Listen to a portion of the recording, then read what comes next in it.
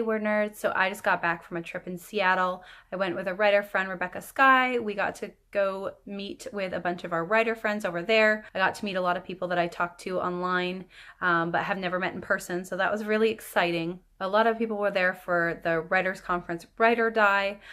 We didn't get tickets, but we did want to go meet everyone, so we were there we went out for dinner, and at one point we met in the library. The Seattle Public Library, and had a full day of a write-in, and that was really fun.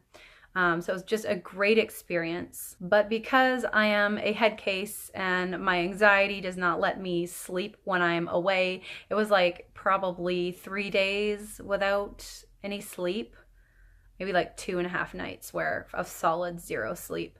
And I don't know about you, but I am way too high strung to try to nap during the day.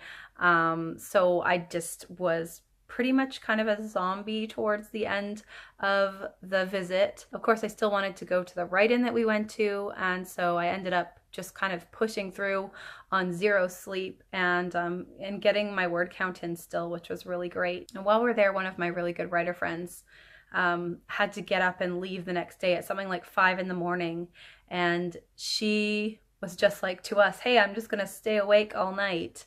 I only have like 5 hours to sleep, so I'm just gonna do an all-nighter, and I'm just gonna get as many words written as I can before I go home.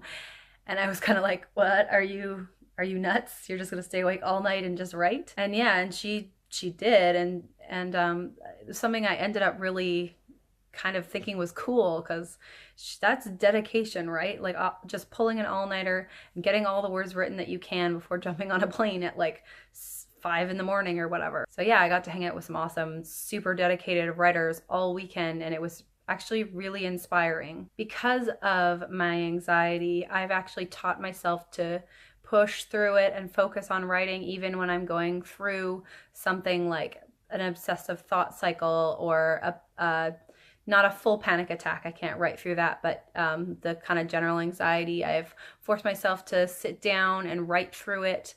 Sometimes that's not always possible, and occasionally I will have to give myself a break, but honestly, if I didn't write any time I was having panic, I would never write. So when you live with something permanently, no matter what the situation is, a lot of the time you do have to teach yourself to push through it. I have friends that have chronic pain, and they still sit down for 5 hours and get all their words in. And because of teaching myself to write through this anxiety, I'm able to write through other things like being so exhausted I want to fall asleep on the spot.